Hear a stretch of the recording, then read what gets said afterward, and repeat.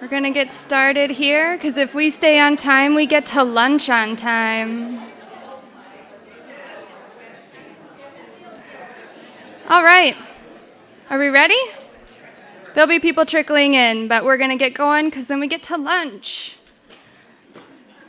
All right. One note of housekeeping, literal housekeeping. This auditorium's really nice, and one of the reasons why it's really nice is we haven't spilled a lot in here, and so if you could not bring in food and beverages. I know the coffee's probably pretty darn good, and the pastries and whatnot, and our lunches are going to be great, but if you could, please be mindful to not bring in food and beverages at the request of the facilities.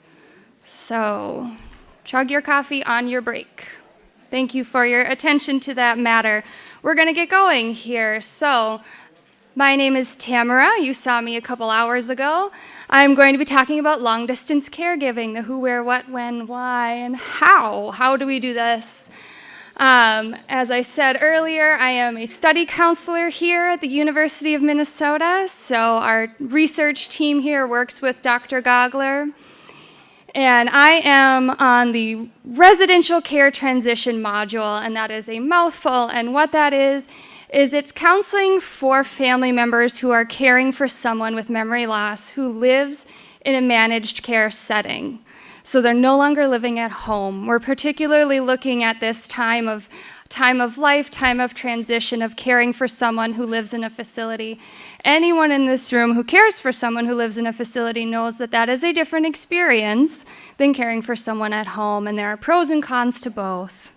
And so what I get to do, and my colleague Robin here, we both provide counseling to these family members who are caring for someone with memory loss who lives in managed care. That is a study we are still enrolling for. So if you are interested, please see us at where you register or where you signed in. We can tell you more about that study. Let's see here. So I have been working on that project for about the last year and a half. We are about at our halfway point in that study. So we are still enrolling if you're interested. Personally, about me, I've worked with older adults and their families for about 15 years. And in addition to my work here at the university, for the past 5 years, I've been in private practice as a marriage and family therapist, seeing families and individuals, older adults in their homes to provide mental health therapy to them. Some of these slides you'll notice I am actually going to read to you. I don't usually do that because I think it's really annoying when presenters do that, but I'm going to do it because they're actually really good quotes from caregivers that I've worked with. So I want to give voice to them, literally give voice to them. You'll notice they're in italics. These folks have chosen to help contribute to this presentation, to bring it to life, and they've given permission to have their quotes used. There's no identifying information. So we're going to be talking about well, yes, that too, but long-distance caregiving. And I'm wondering, who in this room, of your own definition, considers yourself a long-distance caregiver? Can you raise your hand? Okay. All right. What is long distance? Across the river. Minneapolis and St. Paul, the Great Divide, yes. What is long distance? 1,800, somewhere other than your home. 2,000? 2,000 miles, right. Over 2,000 miles, sure. Well, there's some variation there. So we're going to talk about that. So like I said, forgive me for reading some slides, but I'm going to do it, and you can write it on your evaluation. Speaking of evaluations, all of the objectives on the evaluation are wrong. Sorry. We have to have something go wrong, and that is it as of right now. So great. So when you are evaluating it, you can ignore those objectives. Those are probably from last year. We've had some printing issues. So evaluate it based on what you experienced. The objectives should be on the website. They're not in your little agenda, but you know, if that's the worst thing that happens today, we're doing great. So sorry about that. There's nothing I can do about it at the moment. So here we go, long-distance caregiving. Without further ado. Okay, read this if you like. I'm going to read it out loud. The journey begins. It is a long, dreaded phone call. Your mother lives 1,000 miles away, and her neighbor calls you late at night, speaking in anxious tones to deliver a troubling message. Your mom hasn't picked up the mail for 3 days. When the neighbor knocked on the door, your mother opened it and began talking in a confused manner. Her hair was disheveled, her housecoat wrinkled and dirty. On the kitchen table was a bowl of cereal, smelling of sour milk. The neighbor says she insisted your mother come spend the night at her house. You say, "Thanks, I'll be there as soon as I can. Book a flight." And you start calling the airlines. Suddenly, you're playing a new role. No longer just a devoted son or daughter, you're now what the professionals in the aging field call a long-distance caregiver. Here are the objectives. If you have a photographic memory, here they are. So we're going to talk about some common experiences and challenges related to caring for someone with memory loss from a distance. I should put an asterisk by from a distance because we all define that very differently. We're going to provide some practical, applicable strategies to reduce caregiver stress and hopefully increase family cohesion. That's a large promise to make. I acknowledge that as a family therapist. There's an asterisk there as well. Define family cohesion. We're going to discuss documentation and other systemic approaches that facilities and families can integrate when you're caring from a distance. This is a tricky topic. Any topic is tricky to address, but this one is tricky in that I'm trying to make this applicable to people who are maybe down the road going to be long-distance caregiving and aren't currently, to people who are currently long-distance caregiving and need some new ideas. And also, there's a lot of people in this room who didn't raise their hand and they aren't currently long-distance caregiving, and maybe you won't have this be your experience. So it's going to be general. There's going to be some ideas. It might not be rocket science. It might not be earth-shattering information, but you might get some tips that you hadn't thought of, and maybe some empathy for other caregivers who are caring from a distance if that is not your experience. We're obviously not going to be able to cover all challenges that go into this, nor all of the beautiful things that go into caregiving, right? Because it has its upsides as well. Okay. So we already said, what is long distance? You know, when you think about this too, something I was thinking about, you know, we might think a half an hour is not that far, but what about if you are a husband caring for a wife and you no longer drive? That half an hour has become all day. Right, so it's really all relative to whatever your experience is. There's no across-the-board definition.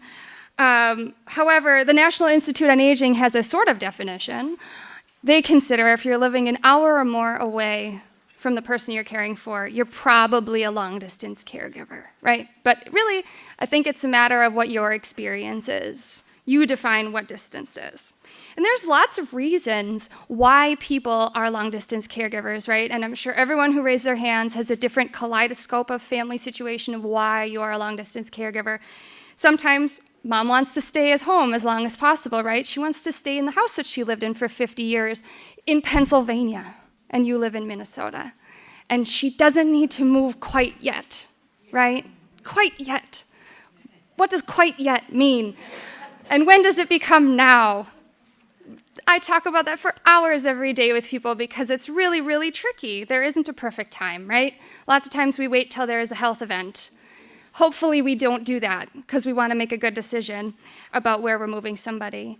So sometimes you're still working, right? We're not all retired. And so you're still working and your job requires that you move across the country, maybe, right? And you want to keep this job because you also want to retire sometime. So you have some sort of obligation that keeps you across the country.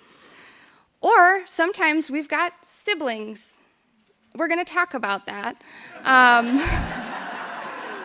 Sometimes we have them, and sometimes it goes great. I have some families on my caseload, it's going awesome, and that's wonderful, right? It's wonderful. And sometimes it doesn't go so great. And so sometimes, what if I'm a long-distance caregiver, but my brother is primary because he lives in the same state as mom? I'm still a caregiver, by golly, but I might not live in the same city as her, right? So sometimes we have that dynamic too, or we've got somebody else who's the primary caregiver in charge. And we'll talk about that a little bit too, kind of the things to keep in mind when that is the case. So there's a lot of different reasons why people end up being in this role. Lots of different ways to get here, as it were. So these italics, like I said, are voices of caregivers. Long-distance caregivers don't have eyes in the back of their heads. They rely on good communication with their parents or person's medical team, friends, neighbors, pastors, facilities, social workers, nurses, aides, chaplains, et cetera, et cetera, et cetera. We're going to talk about who's on your team. Long-distance caregivers often struggle being long-distance, right? It becomes more like a detective in some ways.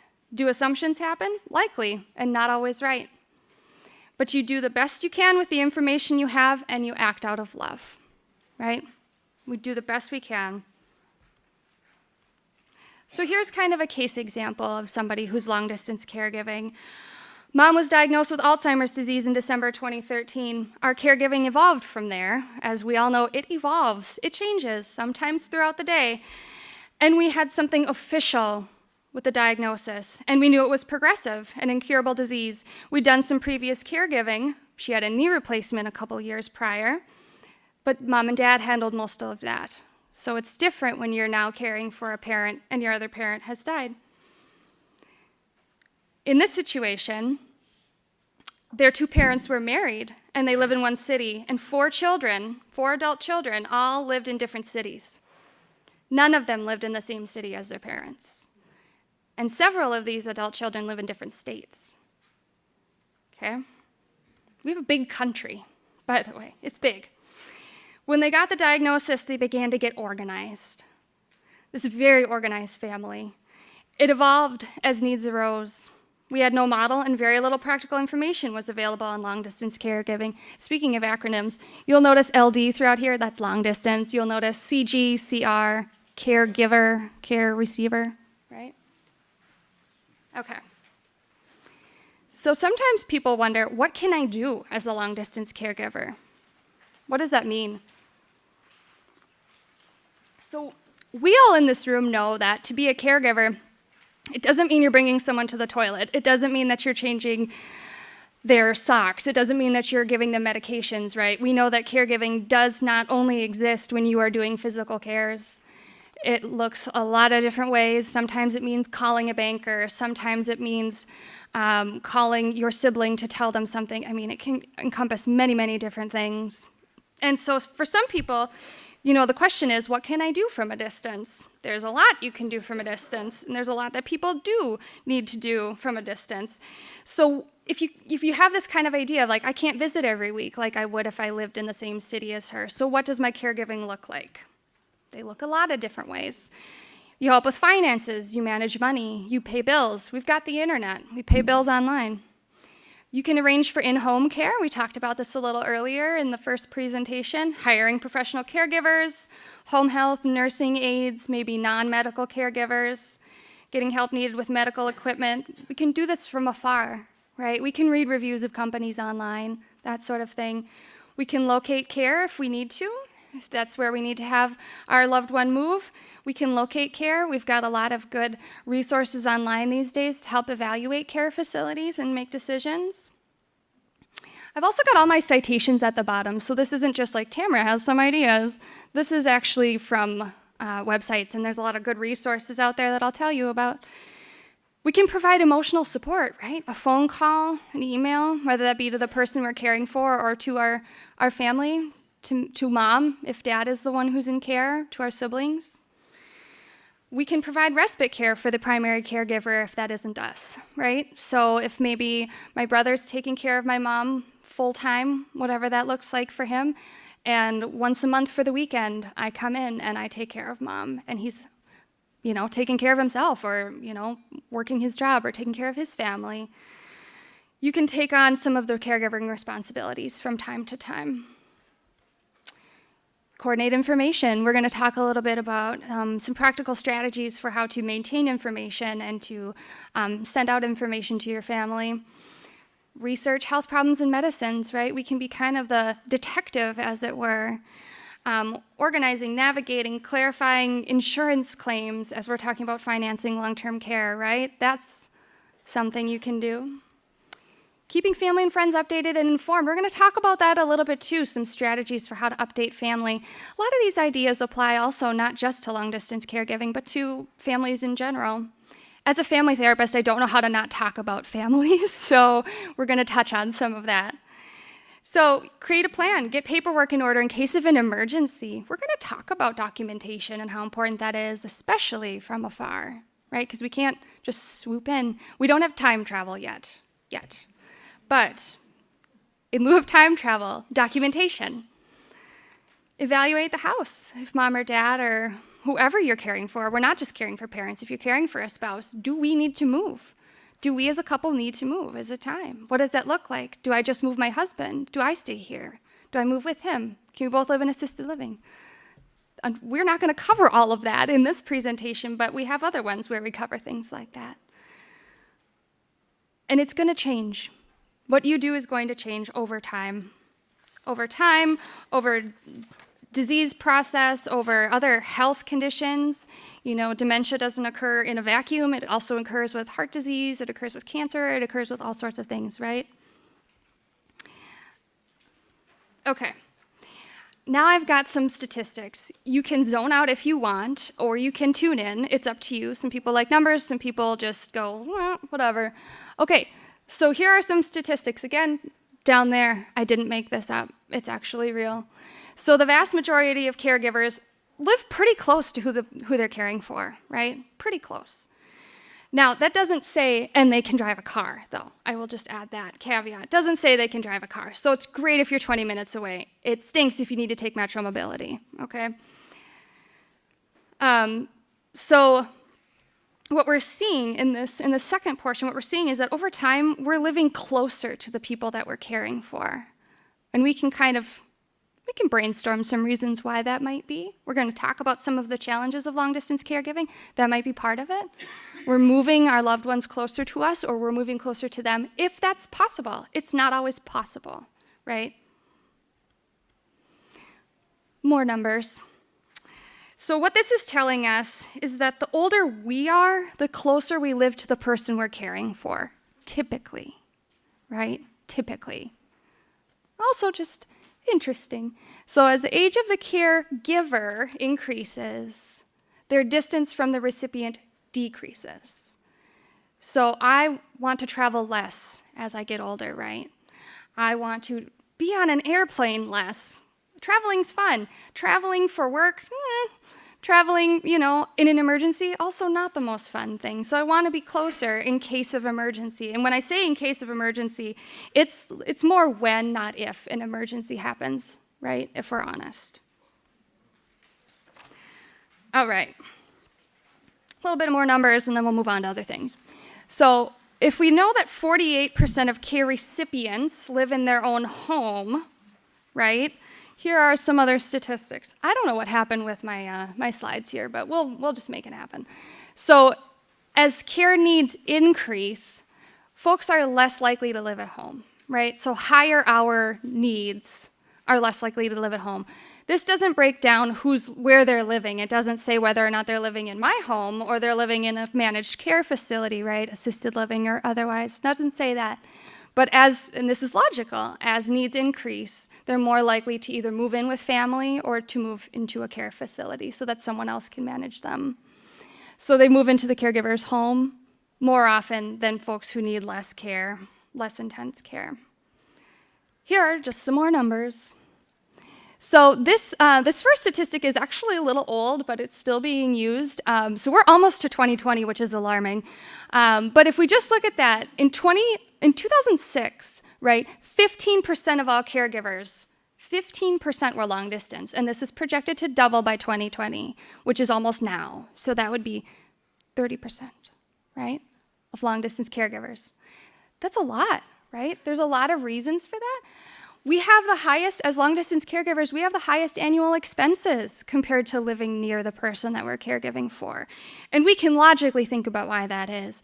Gas, flights, hotels, lost wages, vacation pay, FMLA. I mean, a lot of things that go into long-distance caregiving, right? It presents a fair number of challenges, and we're going to talk about those. They reside an average of 450 miles from the person that they're caring for, right? Or more than 2,000, or across the river. I mean, there's an average because there's lots on either side, right? That's how we reach an average. More males than females are long-distance caregivers. Though, I mean, that 58-42 is it's pretty comparable. Just facts. So long-distance caregivers, according to this source, are more likely to report emotional distress than those residing with their care recipient or less than an hour away. So we can think through, and I can tell you, because I have long-distance caregivers on my caseload, there's a lot of different things that go into the stress or the relief or different things about having somebody living further away. So we can feel a lack of a sense of control or influence the further away we are, right? We can feel, how do you build a relationship with a facility when you're not there very frequently? Do you have regular phone calls? Do you have Skype care conferences? Do you email regularly? There's a lot of different ways to go about it we'll talk about toward the end. So oftentimes, it's a sense of a lack of control or influence. It can be a sense of guilt. We'll talk about that a little bit related to families, as far as the dynamics of living far from the person you're caring for. A sense of panic about what happens in an emergency when I live far away from the person I'm caring for can contribute to that sense of emotional distress. And caregivers who do not reside with their care receiver reside these distances, right? So the further, the smaller the percentage. But this just gets, this is really, it's an interesting table, but it's also not the most helpful because it stops at 26 miles. And that's not even an hour necessarily, depending on where you live. And it doesn't absolutely get at the 457 miles that we mentioned earlier. So there's a lot of variation there. And like I said, we all define long distance differently. It can be over the river and it can feel like 2 hours. And sometimes with traffic, it can be, right? Or construction. Oh. Okay. Documents. These matter regardless of what your caregiving experience looks like.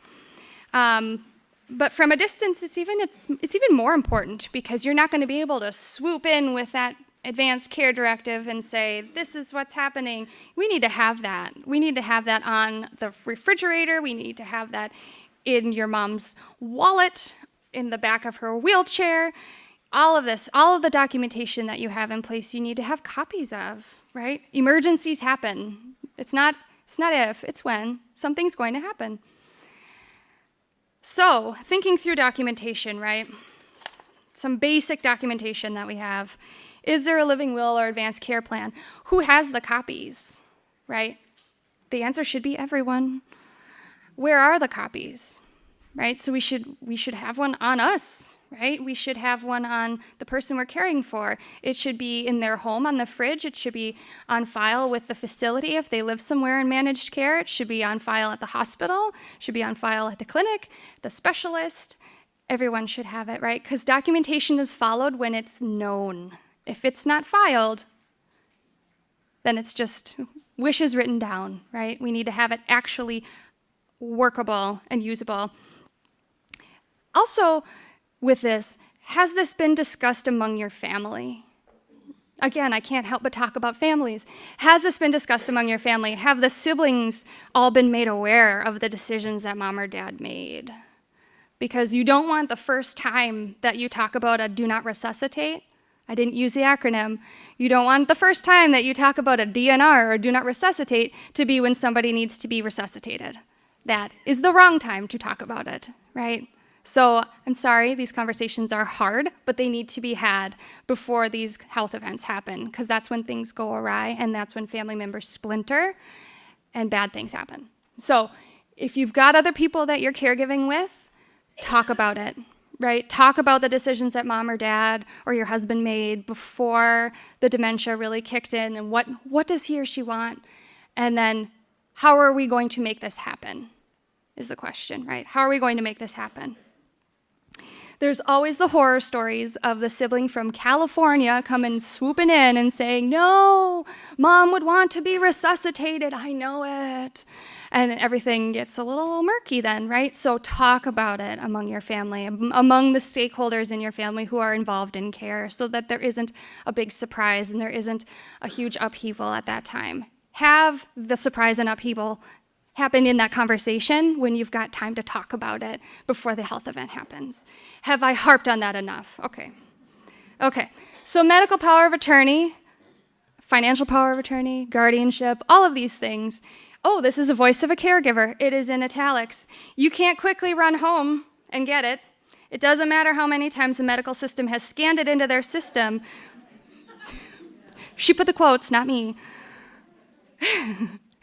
We've got caregiver, we're familiar with this.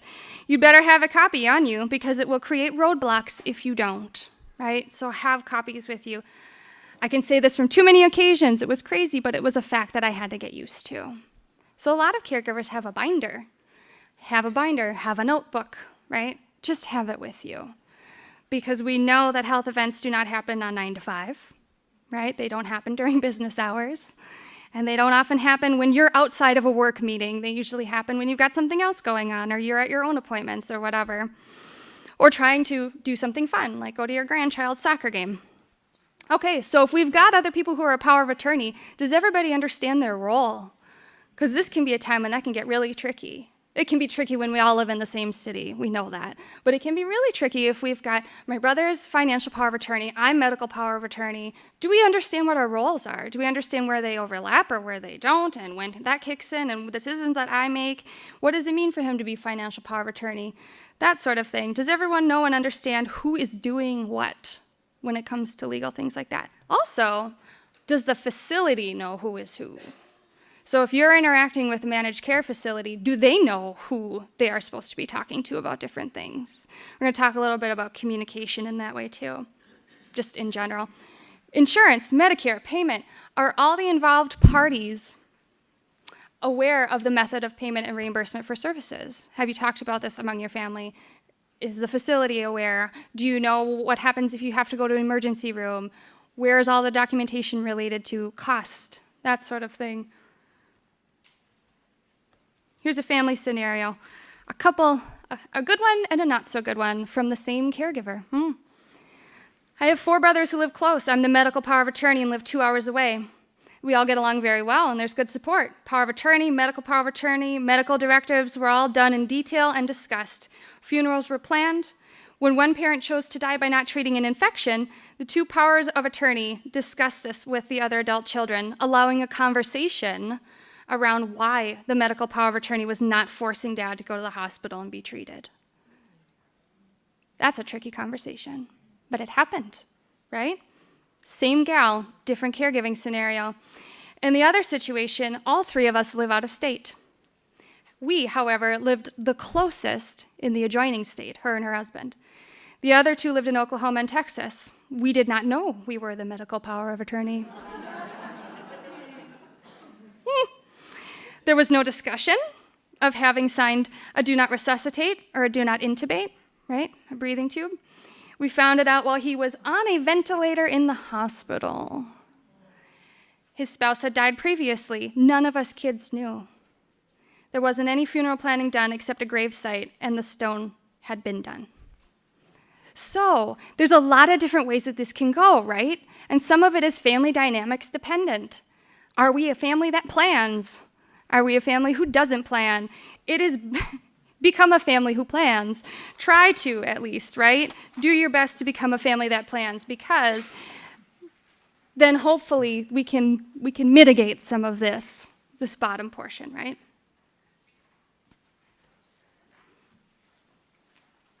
Okay, family dynamics. I have hours-long presentations on this alone. This is not one of them. We're going to touch on it, but it is not going to go as in-depth. So the question is, does the absence of the heart grow fonder when siblings live across the country? Sometimes. There can be positives to separation, right? And there can be a lot of challenges too. Okay, so when we're talking about family dynamics, again, we come back to that. Who's been named as the healthcare agent? Do they understand their role? Do they understand the responsibilities that go along with that? If there is a spouse, right, so if we're thinking of spouses caring for spouses and then adult children being involved too, if there are adult children, do they remain in a decision-making role?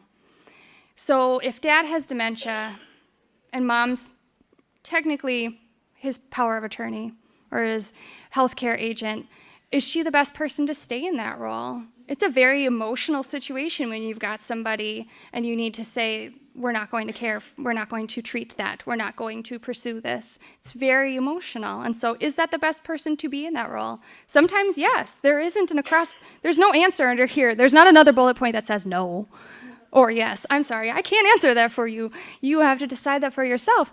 But is that the best person to be in that role? Sometimes we need to reevaluate that. It's an emotionally charged situation, so maybe it needs to be the brother who's very pragmatic and very step-by-step, and we know what dad wants. He had already outlined it. We just need to follow through on it, right? Rather than saying, I'm not ready to let go. I don't want that to happen, right?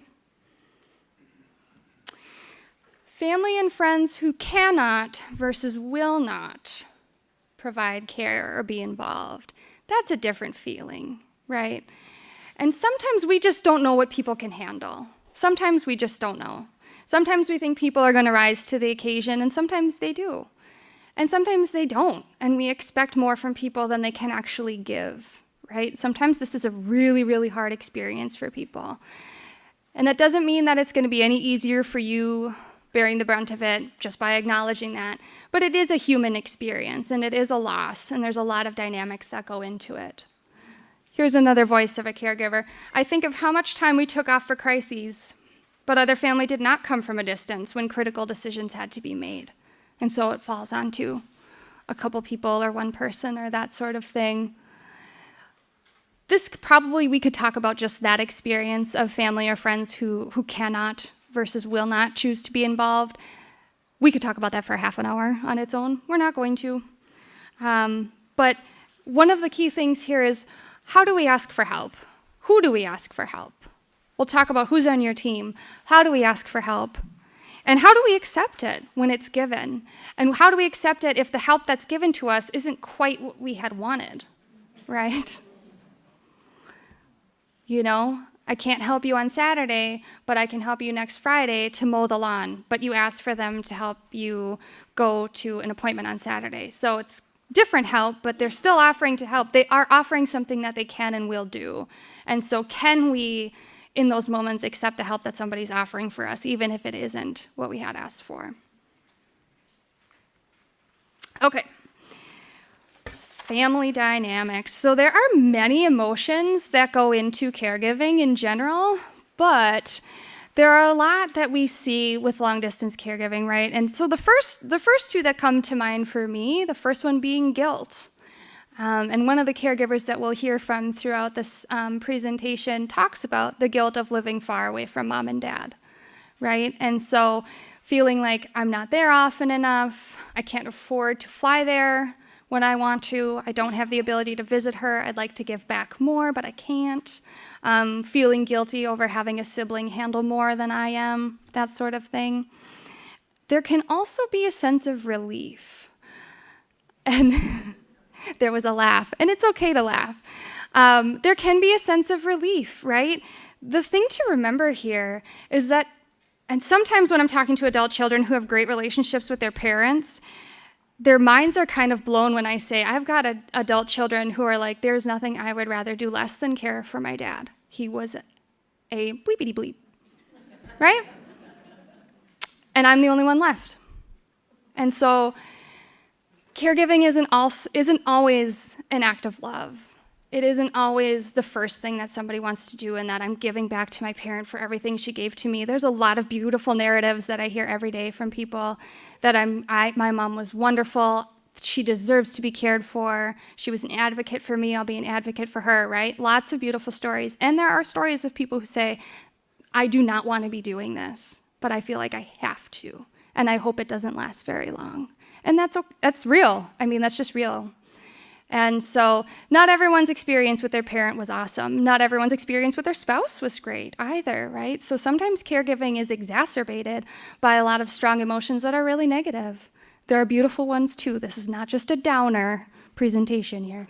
But for some, they do feel relief. They do feel like they have a little bit of a buffer from mom who was so critical all those years growing up, right? Or abusive, right? We've got parents who are abusive, and now I'm the only child, and I'm caring for them because there's no one else, right? These are some experiences, and so sometimes distance can be a buffer. Sometimes it does provide a sense of relief. Strained sibling adult relationships can continue to be strained. I've had several sibling relationships where they say, I just don't know why he's not going to visit. I don't know why he's not calling more. And then I get to say, well, how was he before? Was he a person who would call often before? And this is not to mock caregivers, because sometimes people just need somebody to reflect back to them what they already know. And so, did he call before? No. Okay. Why are we expecting him to now?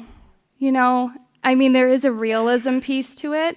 It's great to hope that people are going to rise to the occasion, and by golly, sometimes they do, and sometimes they don't. And sometimes we're disappointed in our communities, or we're disappointed in our families, or our churches, or whomever, our friends, in how they don't ask us how someone's doing, or they don't help us when we ask, or they don't communicate, or they don't go visit.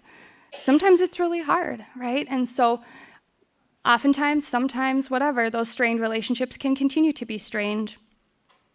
Always be cautious. Conflict can arise quicker because we are at a distance, and we know as human beings that FaceTime matters, right? Literal FaceTime, not just the phone app, actual time, looking somebody in the face, looking them in the eye, feeling the energy that they have, right? That matters. And so when we don't have that with other people, we know this from human dynamics in the first place, right? Absence doesn't always make the heart grow fonder. And so we can be reactionary, right? And that doesn't serve us. It doesn't serve mom. It doesn't serve our brother, whatever. It doesn't serve us, right? So we take a deep breath like we did this morning. Hopefully we continue to breathe nice throughout the rest of the day. But not to tiptoe, not to eggshells, right? But just to be purposeful, to be cautious that we're not just reacting to an email that our brother sent, and email. Text messages, emails, right? We can't tell what people are saying. We can't really tell what they're saying. And so we can get, well, what did he mean when he said that? Oh. And, well, I don't know what he meant when he said that, but can we pause? And I get to work with caregivers on this. Can we pause? Let's think through a response to that, right? We don't have to respond right this minute. Usually the right this minute response is not the one you want to send. Should you still write it? Yeah, sure, write that email. Have no one in the to column. No one. Or yourself. You can put yourself. It'll just send to you. It's fine. But bad things happen to good people, and one of them is that emails get sent when you don't want them to get sent. So craft that letter, right? Craft that email. Don't send it. It's very therapeutic to letter write. Okay, I get on tangents, but okay. So one of the things that I've found a lot of adult children caregivers need to keep in mind when we're talking about family dynamics, and especially when we're talking about distance, is that our relationships with our parents have been different from our siblings' relationships with our parents from day one that we were born, right? My mom is here. My relationship with her is very different than my brother's relationship with her. And his relationship with our dad is different than my relationship with our dad. And we all know that to be true if we have siblings, right? Or if we have kids who have siblings. We know that we relate to people differently. That's human nature, and that's okay. And so when we are caregiving as adult children, for example, for parents, those relationships are going to look different, right? My brother, this is a theoretical brother now. This is all theoretical. My theoretical brother, though I have one now, my theoretical brother, maybe he pays the bills, right? He pays the bills, but he doesn't go to visit. Okay, so we have our strengths, right? We play up to each other's strengths. Maybe he's not the one who calls every week, and he's not the one who goes and takes mom to appointments and that sort of thing. But that we're all going to experience this differently. We're all going to grieve differently. We're all going to caregive differently. And so have grace for yourself, but also have a little, if you can, have a little grace for your siblings, because it's going to look different for them too. They're going to continue to be different now. And if your brother was mom's favorite, he might continue to be mom's favorite through this experience, and it might exacerbate some old feelings for you, right? And they can be even more exacerbated being from a distance. But can we also try to give each other the benefit of the doubt and assume that the others are doing their best?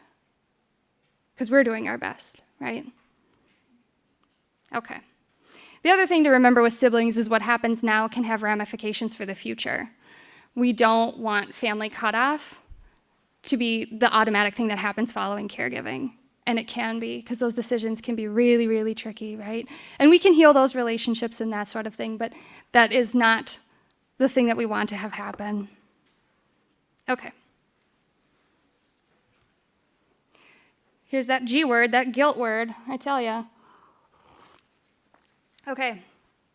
The guilt of our parents wishing we were closer, are trying to make every attempt to advocate and be there for them, yet this is our life, right?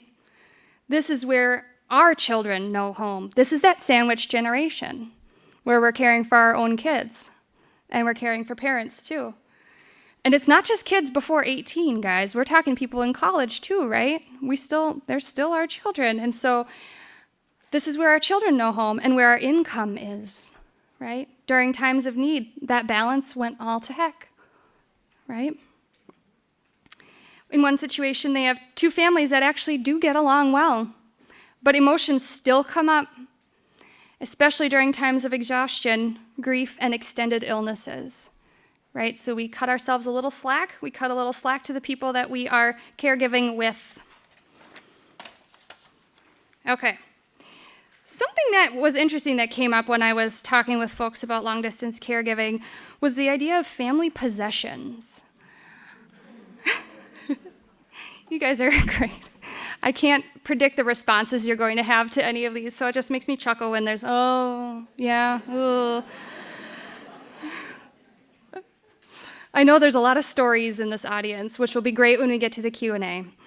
Okay, so here's another voice. The house had stood for years with the majority of their lives still in there, right? Mom and Dad lived in the house for 50 years. We accumulate a lot of items. It required a couple of weeks of everyone's time to clean out the farm and home. Nothing had been designated for who it should go to, which created hardship and tears, right? Chaos. Who gets this heirloom? Who gets that? Nothing was set aside. Nothing was labeled, that sort of thing, right? It's challenging. Then on the other side, this is the same woman had two different caregiving experiences. So here's the alternative, one of the alternatives. Items in the household were written down as to which great relatives these were from and their significance. Great documentation. Items that were meant to be given to one of the 5 children were designated on paper. A plan was signed by the remaining living parent that she wanted the oldest child to begin the selection of which item they wanted, and then the second child through the 5th to start over, and then again with the oldest, right? I will throw in my own anecdote in here. My dad's side of the family is very large. We have about 115 family members, and so, yeah. So when my grandparents died, both at 91, close to each other, less than a year apart, we have one of my aunts is very, very organized, and she has the family roster. And so we all got our number, right? And then everything was laid out on a table. We have a big Christmas gathering laid out on a table, and you went when it was your turn and you picked one item. And then when your turn came up again, you picked another item. And then at the end, there were some items still there, and then it was a free-for-all. But there was no hair pulling, there was no name calling, nothing. It worked actually really well. So as this seems like, oh, that's really, well, whatever, it actually worked really well. And so if you can pull this off, give it a shot, right? There's no auctioneering, there's no bartering, but if that is how your family works, because every family's different, you can barter. But, try being planful if you can, right? Sometimes our parents put things in places we didn't know that they had things. And then we have to decide what's going to happen with them. Okay. I don't have a lot of time, and I got more content, so we're going to go fast because we need to do some Q&A. Okay, so when we're talking about family values, this comes up a lot in caregiving, right? I'm not going to read these to you necessarily, but I made in bold some things that I thought were kind of important. We're agreeing on our mutual love for our parents, right? Our mutual love for our parents and our desire to support them in this chapter of their lives. What is best for mom and dad? Now, again, a lot of this applies to caregiving in general. A lot of this applies to families and caregiving in general, but really it gets amped up when we live in different states. And so can we look at this through a similar lens? It's not going to be the same lens because we're different people, but can we look through this through a similar lens of what is best for mom and dad as we're trying to approach this or that decision, right? There's a really neat class called Powerful Tools for Caregivers that are held around the Twin Cities in Minnesota. This person had gone to one of them. Have people contribute in their area of strength. So again, like I was saying, maybe my brother pays the bills. Maybe I do the appointments because I like taking notes or asking questions, right? Not everyone is going to contribute in the same way. They're not, period. How do you see yourself being the most helpful, and what jobs would you like to do? Can we invite other people to do their best at whatever their area of expertise is? Another thing that I see coming up with family values, in particular with one caregiver that I'm thinking of, her mom lives a couple hours away, and she goes and visits her every weekend, and she has talked about modeling for her daughter, who is 19, what their family values are. This is how we care for our family, is what she says, right? This is how we care for our family. And also, how do we want our children to care for us later, right? So when we're in that sandwich, we can show, like, we're caring for our parents, and also, dear daughter, this is how I'd like you to care for me when I'm, at this age, whatever age that ends up being. All right, communication. I thought this was cute. If you pull the string as taut as possible, maybe that tin can phone will work. Probably not. This is one of the first areas to break down, right? And thanks to technology, we have a lot of bridges here that we didn't have before necessarily. So we've got, for better or worse, we've got email. Okay, so thinking through some of the logistics of being a long-distance caregiver, is there one primary communicator to the facility or the care providers? So this came from, in particular, the family who has 4 adult children who all live in different cities, and some of which are in different states. So one of them is very, very organized. That is her strength. She's very, very organized.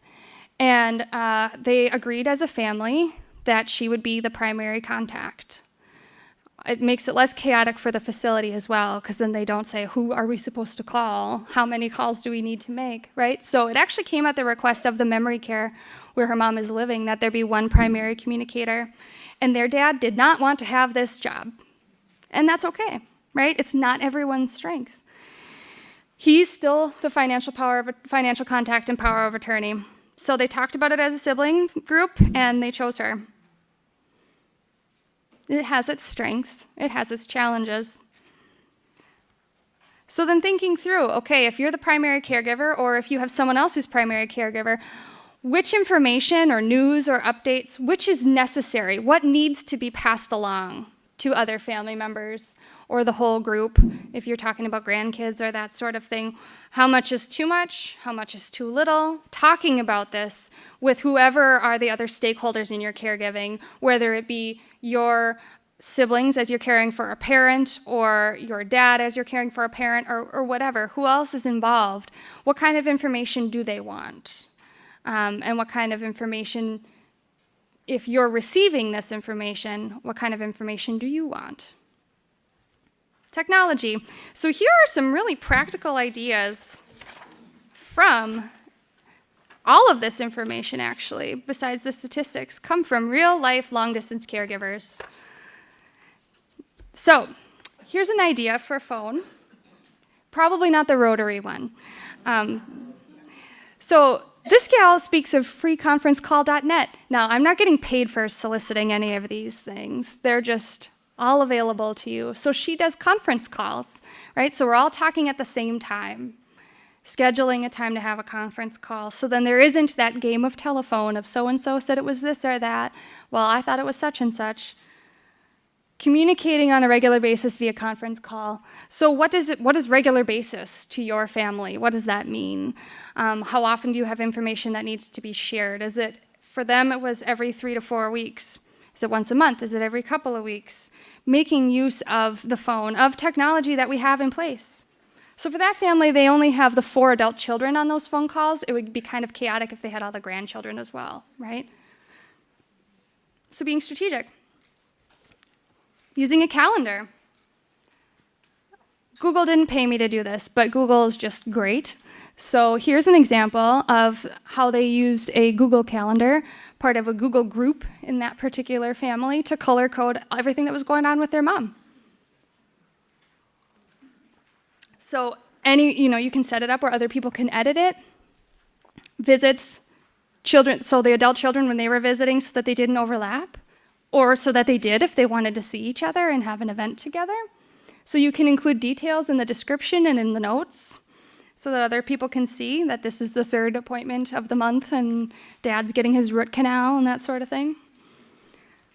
For them, it worked especially well when their mom was at home. Everyone knew what was going on, knew when other people were already going to visit. Using email, benefits and drawbacks to email. For this particular family, they created a Google group, and they used group email communications. So again, there's a lot of different ways to go in depth or not in how you use different types of technology. But they were able to designate which email things went to and how often people got them and all sorts of things. There's a lot of different ways of using technology so that people aren't overwhelmed necessarily any more than you already are by this experience, and designating it that as a personal email versus a work email and that sort of thing, being strategic with how you use that. This particular family found spreadsheets very helpful.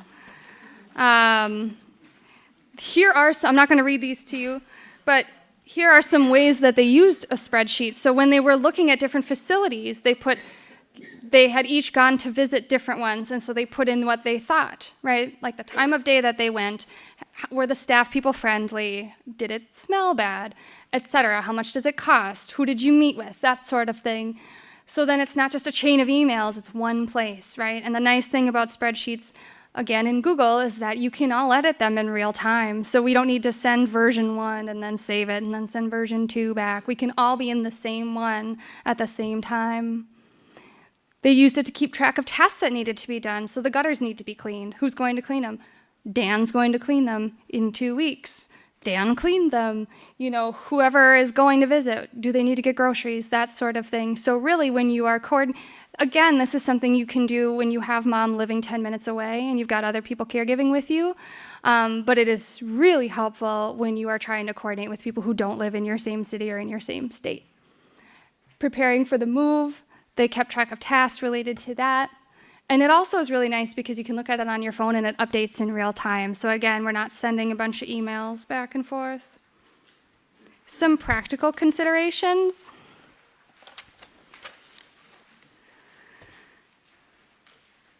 So just keeping in mind that scheduling changes. So for your own children, for work, for personal life, sometimes plans need to be changed in order to go out of town for a crisis. For one gal, she lived for a month out of a guest house near a hospital to take care of her mom. Set aside maybe some money for gas if you are driving distance from the person you're caring for.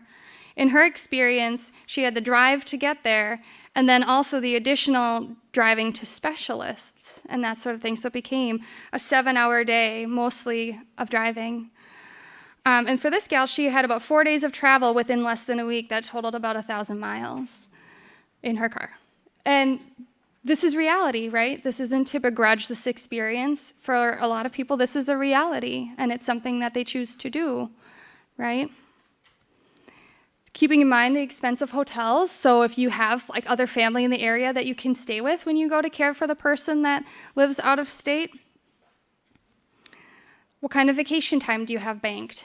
Do you have FMLA, the Family Medical Leave Act, unpaid vacation time available to you through your employer so you can travel and caregive? Thinking about the work that you have to try to do for your job while you're gone. Is there someone else that can do it, or do you bring your laptop and in the evenings you continue to do your work? We can't all afford to take all the vacation time that we would need to take to caregive. We are doing well. All right, so visits. When we go to visit the person we're caring for. It's not only about tasks. Caregiving is not just only about tasks and problem solving. I think this is a really important section. So how can I be most helpful? So talk to the person you're caring for ahead of time. Find out what they would like to do while you're there. Is there a museum they want to go to? Is there a movie they want to go to? Is there an event happening at the facility that they want to participate in with you? Checking with the primary caregiver if it's not you. Finding out what you could be helpful with. Does your mom need some new winter clothes? Could you mow the lawn? Do you need to talk to your mom's physician? Setting clear-cut and realistic goals for your visit and deciding on the priorities and then leaving the other tasks for another visit so that you can actually enjoy the time with the person that you're caring for. That's what this slide gets at. So to remember to actually spend time with your family member, take time to do things that are unrelated to being a caregiver. Go to a movie, attend a worship service, play a board game, take a drive, go to the library, right? Visits aren't just meant to be task lists. Finding something that can be simple and relaxing can help everyone, right? So maybe you're providing a little break for your dad as he's caring for your mom in their home yet. So maybe you take mom out for a drive. Maybe she didn't get out yet this week. Try to let those outside distractions stay at home when you go. Easier said than done, but important to try. How can you stay connected? Try to find people who live near the person that you're caring for who can provide a realistic view of what's going on, right? So in the intro, we talked about the neighbor who found, your mom wasn't answering the doorbell and that sort of thing, dirty laundry, sour milk. So this might be your other parent who's living there. Maybe they have a better idea of what's going on. Maybe there's a social worker or some county involvement you can get.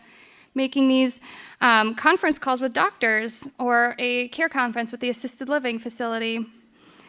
Trying to have more than one person involved in a conversation so that other people hear that information. Don't underestimate the value of a phone and email list, right? When something happens and people need to be called, it can be an easier way to update everyone.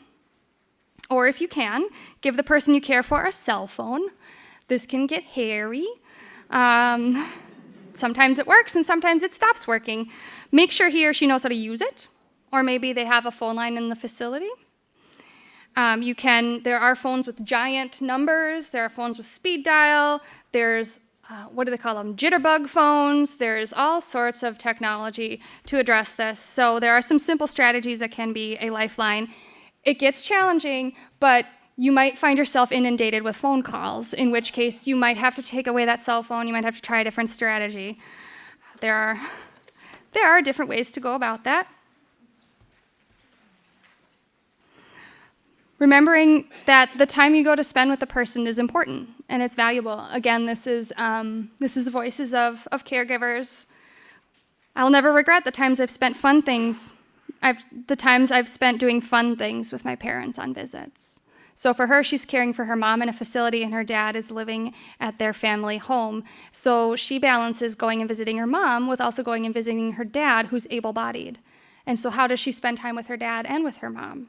And that time looks different, right? But he deserves time too. Being mindful before you go. I'm not going to read all these to you because you can read them it's good bedtime reading. I always joke that mindfulness, right? We use that word a lot. It's kind of overused, but truly being mindful of why am I going here? Why am I flying in this month? What are my goals? What are we going to do that's fun? What do I need to get accomplished? That sort of thing. We are nearing the end of the planned portion of this. So working with facilities, this is challenging. Again, this could probably be a half an hour on its own. But when we think about, is there one point person to communicate with the staff so that the facility doesn't say, well, I called your sister. Well, my sister didn't call me. Well, that's not the facility's fault. Your sister was supposed to call you, etc. Who's the contact person? How do you build a trusting relationship with staff when you don't live close? So those visits can get really important, right? Do you have a care conference when you're there once a month or quarterly or whatever that looks like? How do you spend time with your loved one and also interact with the facility in such a way that helps you build trust? That takes some getting to know yourself too, of what does trust mean? What does trust look like? That's an interesting conversation to have. How do you build trusting relationships? For some caregivers, they have made like a memory box of items that their mom really loved, or they've made like a photo album for the facility staff, right? So we have photo albums for ourselves. We remember that wedding. We remember that dance recital. But making an actual memory book for staff to be able to say, my dad was in the Army, he served in this and that in this decade. This is what he looked like. Giving them some context for who they're caring for sometimes can really personalize their care and their experience. Sometimes we run into an issue where the person who is receiving supports moves to a higher level of care, and we can see that there are less roommates around, that sort of thing. The community changes, the providers maybe change, the person's quality of life can change. So building those relationships is really important. It is challenging to begin with, and it's also, I think, very challenging when you're doing it from afar. And so being really purposeful about the relationships that you build. Two last little topics here, little big topics. Health events and changes in health status. So if there's a health crisis, a hospitalization or a rapid decline, what happens? Who goes to provide the support? Are you the first order? Are you the first one who gets on an airplane or gets in the car? Who's on your team? A team is so important here. Every long-distance caregiver that I talked to in preparing this talked about who is on your team. Is it your neighbors in your hometown where you currently live, or is it your neighbors in your parents' hometown? Church members, neighbors, parish nurse. How soon can those resources be available and present? Maybe someone else can get there before you can, right? Maybe the neighbor can get over to mom before you can. And having these conversations before these things happen. So contacting people at church, bringing meals. They have several non-family members who go and visits and give them updates, right? Different sets of eyes. Notice different things and are able to have different conversations. So who is on your team? And then some tips for appointments. One caregiver said this, what happens at home but then doesn't happen at the appointment? So here's her example. I drove for a total of 7 hours and mom appeared normal at the appointment. So I had to take more time off to write to the specialist with what we saw at home, and then had to return for additional appointments for an accurate diagnosis. So sometimes we rally, right? Or the person we're caring for rallies, and then we're like, but this isn't what was happening last week, I swear. And we flew there or whatever for this appointment, right? It can be really hard. That can be really hard. The exhaustion of trying to get all these things done in one trip. This is the reality for some folks who are long-distance caregiving, right? Trying to get everything done. Taking someone to the bathroom 2 to 3 times because they're on diuretics, right? So it's challenging. It's not as simple as a half an hour check-in, It's a half an hour drive there, and then we have to wait, and then we have to go to the bathroom, and then we see the doctor, and then we go to the bathroom, and then we drive a half an hour home. One thing that can be really helpful with appointments is to keep a notebook. We talked about that a little bit, or keep a binder. So if you bring your notebook when you go to every single appointment and take notes, because I can tell you, you will not remember everything. None of us will remember everything for our own appointments or for someone else's, right? We cannot memorize every detail that was mentioned, so write it down. If you have questions before the appointment, write them down, bring them with you, right? And then also write down the answers that they gave you. And you can use this to report back to other involved family members, so you don't have to remember everything. Okay, that is the quickest version of long-distance caregiving we can possibly talk about. The thing is, it can be done, and it's done, as we saw, by millions of caregivers. This is the reality for millions of caregivers. There are ways to help it go smoother, right? There are things that are going to go wrong. There's things that are going to go wrong in caregiving regardless. There are things that can go especially wrong long-distance-wise, but there are ways to go about it that can help ease it a little bit. That is what I have. Here are some resources for you to go explore at your leisure.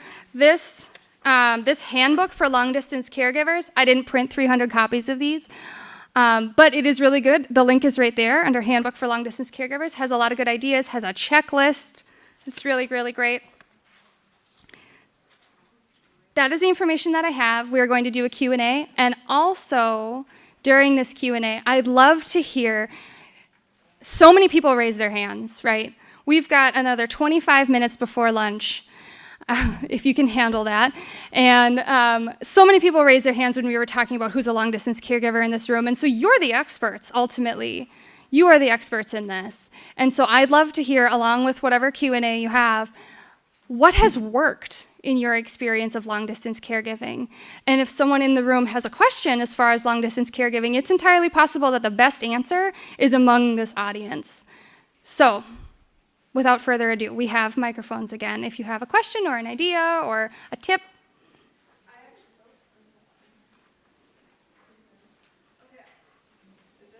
No.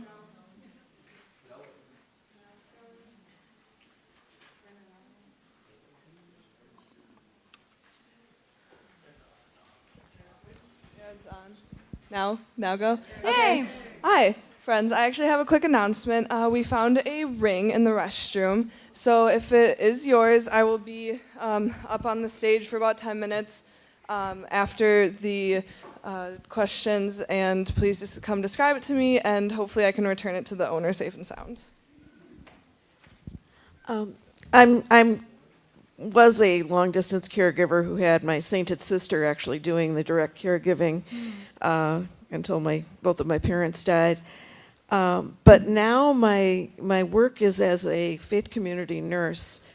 That is a resource available to a lot of people. Use it.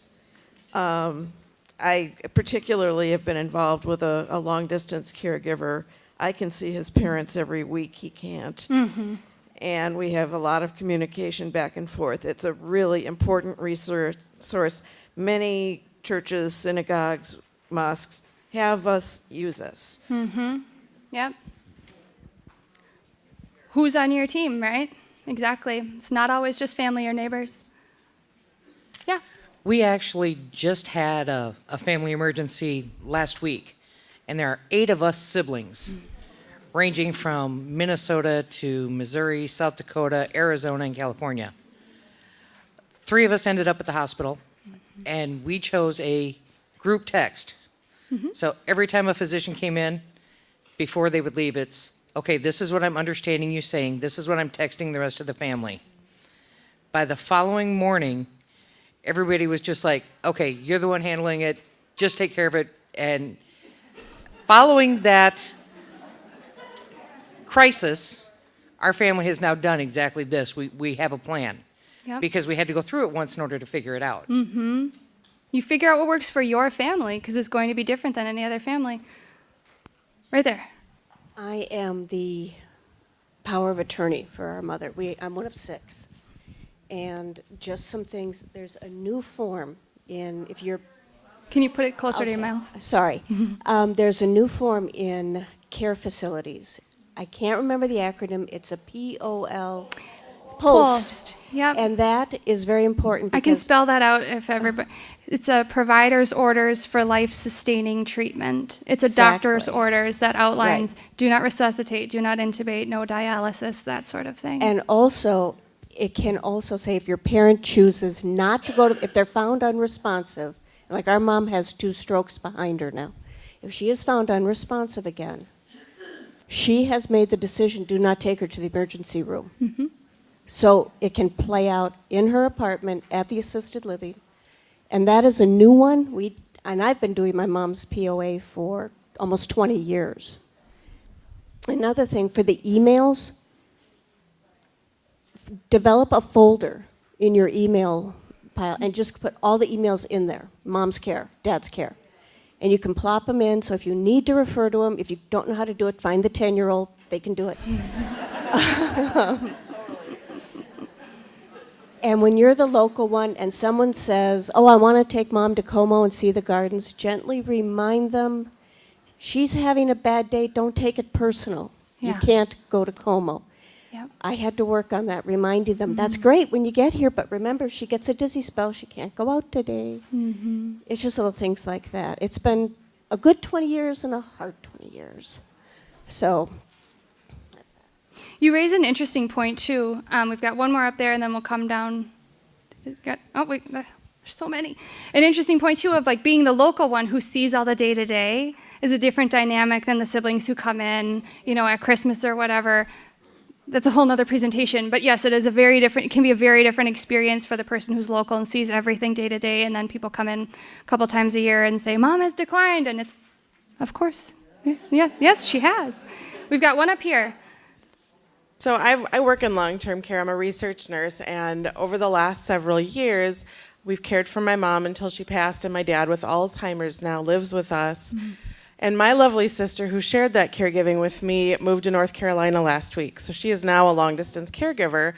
And throughout my research and what we've worked with in some facilities, we learned that helping provide a purpose for the people we care for and helping kind of build a relationship with them is such a big deal that when she left, every day she calls my dad at night and she asks him another question and she records his answers. Mm. So she's kind of leaving a legacy for him and building a relationship and kind of giving him a purpose to do that and leave something for the rest of us. So something anyone can do from anywhere. Mm-hmm.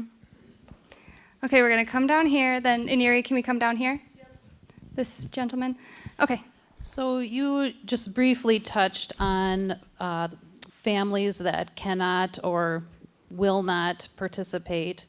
I work in a facility, and sometimes there are families where that's the case for them. Mm-hmm. I wondered if you had some suggestions for resources to share with them, because from my perspective, I often have a desire to want to get into the consequences of not participating and what that looks like. But do you have some tactful strategies that could be shared with families in that sort of situation? Who are choosing to not participate? Mm-hmm. Yep. I could probably email you something. That would be great. I have cards I can get to you. Thank you. Yeah. Down here. I guess a technical point, and that is that having a blanket power of attorney for medical purposes may not be enough, that there are providers now that make you sign a consent to communicate. So I think people need to be aware of that. I also think with regard to powers of attorney that it's important that there be ones, not so much that it makes it diffuse, but as in a backup kind of way. Yep, absolutely. Yep, he raises a really good point. So that sometimes that power of attorney documentation is not enough. You need to have like a release of information or a consent to communicate, that sort of thing. So paying, again, outside of a health event, finding out what kind of information needs to be on file, and then having a backup medical power of attorney so that if somebody, we get sick, right? So we get sick when the person we're caring for is sick. So who's the backup if something happens? Here. I just wanted to present another point of view. I'm not caring for a brother. I'm caring for a brother who lives 1,200 miles away. I have his power of attorney, so I take care of all his finances. He has friends who see him more often than I do to care for him. He's in a facility, but it isn't always parents. He's single, never married. We have no other siblings, so I am the person who takes care of all of that. But a brother rather than a parent. Yeah, yep, absolutely. We're caring for spouses, we're caring for parents, we're caring for brothers, we're caring for aunts and uncles, we're caring for neighbors, we're caring for friends. Who we got up here? Two thoughts. My mother was in an assisted living facility, in a memory care unit, and my husband was able to find a telephone that looked like an old telephone that you'd leave on a table, and it had no rotary dial. It was just blank, which meant she could not call out, but it could ring, and it was a telephone where we could call her. Yep. So that worked really, really well. So you can get that. So that is possible. The second thing, which I found very interesting for when my brothers come from out of state to visit, I can say to my mom that my brother's coming to visit her, which is great. But what she's expecting is to see a 10-year-old boy walk in the door. So what I heard, which is a great idea, is before he walks in, he should talk to her. Say, "Hi, Mom, it's Billy. I'm here to visit you." Because hearing the voice, then she remembers who it is. Then he can walk in and or if he can come from behind her is even better and put his hand on her shoulder. Hearing the voice registers who it is. Seeing this man walk in doesn't necessarily register as being her son. Thank you. Great ideas. I just wanted to share a little bit. My brother was on hospice, and my niece, who lived in Arizona, was his power of attorney, and I was the next power of attorney. And my niece, who just became a new RN, had unrealistic goals for my brother. He had lung cancer. She wanted him to walk every day. She wanted him to do all these things. So we did have a family conference via the telephone with the facility team, but it was still difficult for her to understand that he couldn't breathe, he couldn't walk, So eventually she did get that, but I think she needed the whole team to really tell her that, especially long distance when she couldn't see him every day. Got one up here. I just had a suggestion for people that have a client or a family member that has dementia that's living on their own. One of the things I did is have a book that has each family member, it's a sign-in book, and an occupational therapist book or visits or nurse visits or anything, and they sign in and say what date they were there and take notes so that the person with dementia can read the book and say, yeah, the occupational therapist was here on Wednesday and thought that I should do more exercising, or my daughter was here on Thursday and washed my hair, so I don't need to do it for a few days.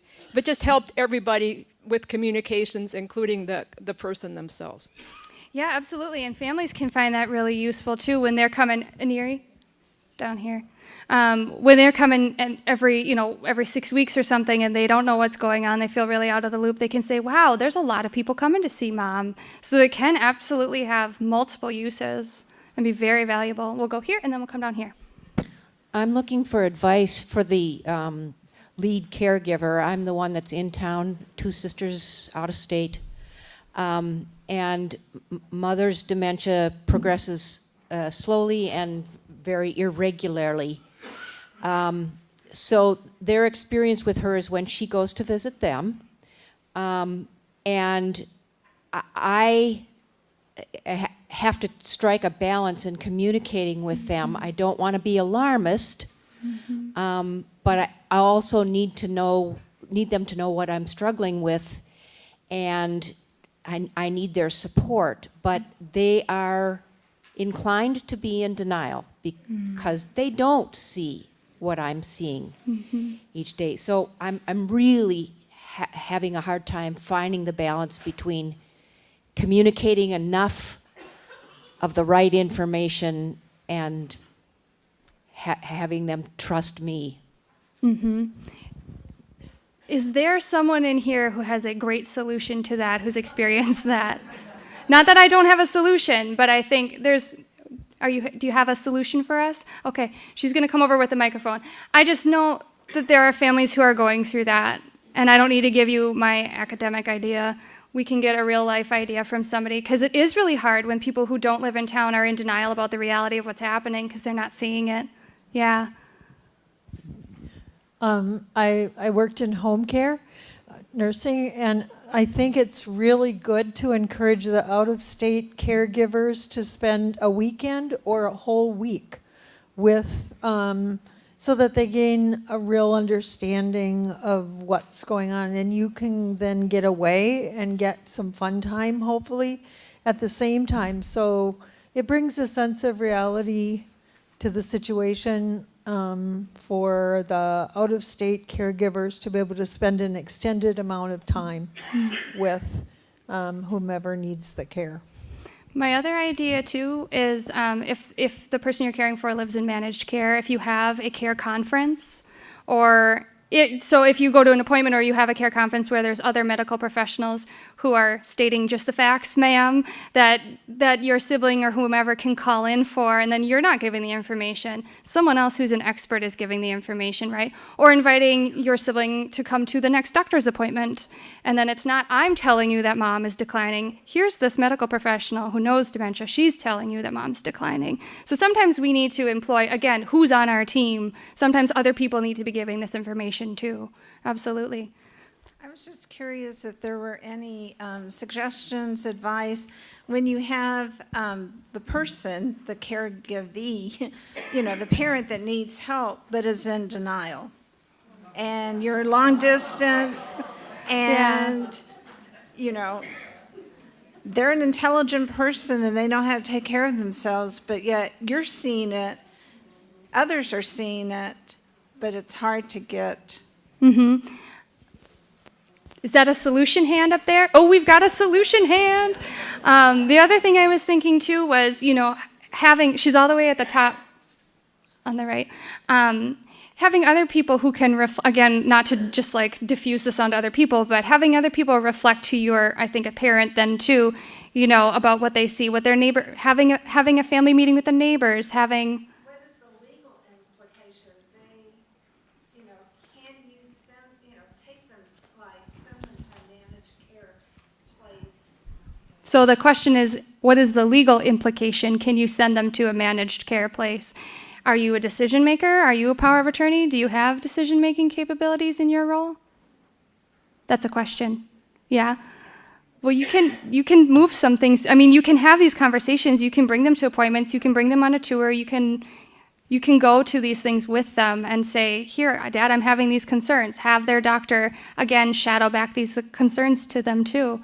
I mean, when people are really really dug in on denial, we can't always convince everybody, but we can still help make them make better decisions. And she's got a solution, a magic solution, right? Magic, right. Well, on that is if they're in danger to themselves, there can be a vulnerable adult filed, and you can always talk to either a social worker or a doctor about that to help you with that.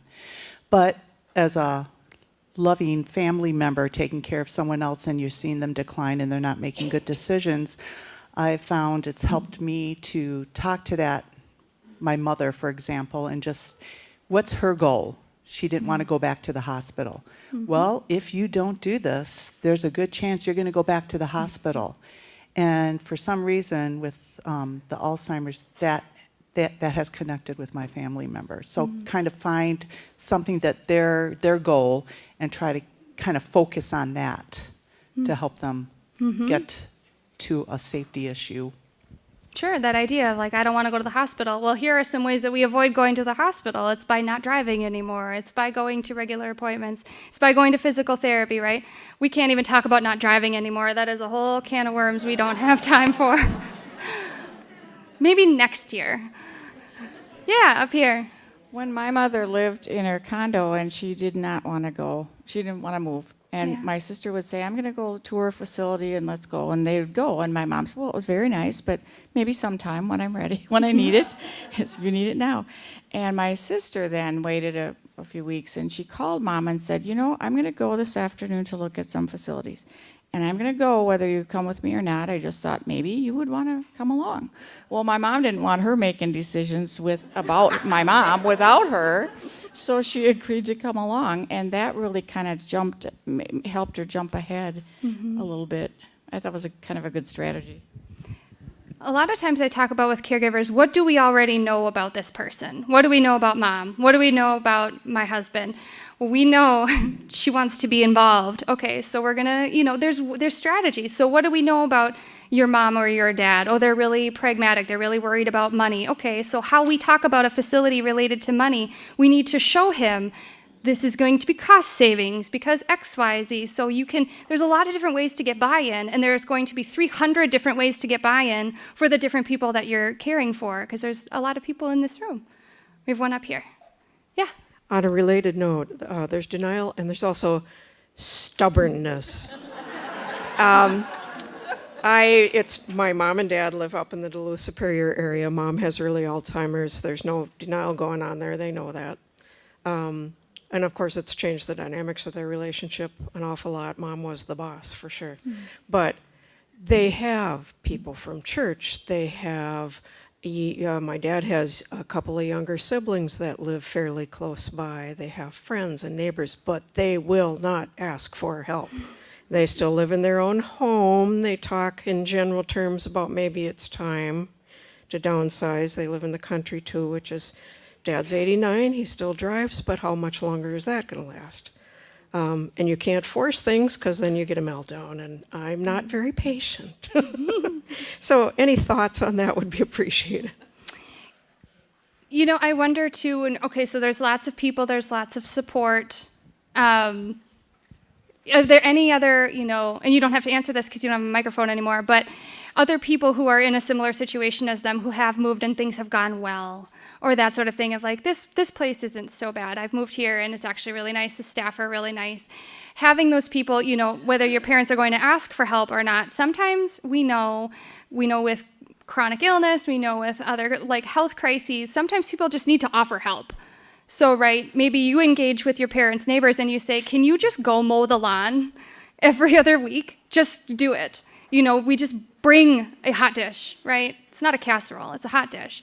We bring a hot dish. We don't say, do you need anything? Tell me when you need something. It's one of the worst things we say to people when they're going through something is, tell me what you need. They don't know what they need, but they need a lot of things. And so we bring over food because that's what we know to do. And we get the mail and we do that stuff. So sometimes we just need to start not stepping on toes, but doing these instrumental things for people to be helpful without them asking, because there's a pride, there's all sorts of things that go into asking for help and then accepting help. I'm losing my eyesight here. I just want to address the driver's license, just because I did have a good experience with that. My father out in California, we knew he needed to have his driver's license taken from him, and he knew it too. And so my sister, who was caring for my mom and dad, I didn't want to put that responsibility on her and have a negative reaction, and then her still have to do everything else. So I went out there and I told Dad, we need to go and get your driver's license taken and, you know, get that taken care of. He said, okay. So when we got there, all he wanted was some kind of identification card. He was okay with giving up his license because he knew he couldn't drive anymore. But he just wanted an ID card because he knew he had been in a situation where he didn't know where he was.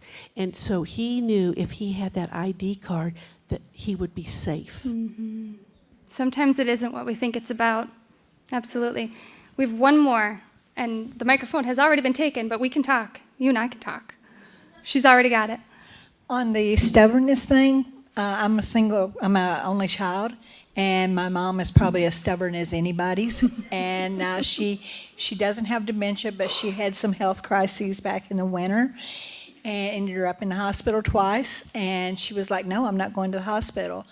How it worked for me was like, Mom, I can't fix this. I need you to help me. Mm-hmm. And that turned it around for her. And the other thing I would mention, because I am an only child, I had a lot of help from her neighbors and things. Be sure to go back and thank those people, so they'll be there for you again. Mm-hmm. All right. It's lunchtime. It's lunchtime. You're welcome. What time do we start up again? 12:45? We start up again at 12:45. So you have an hour.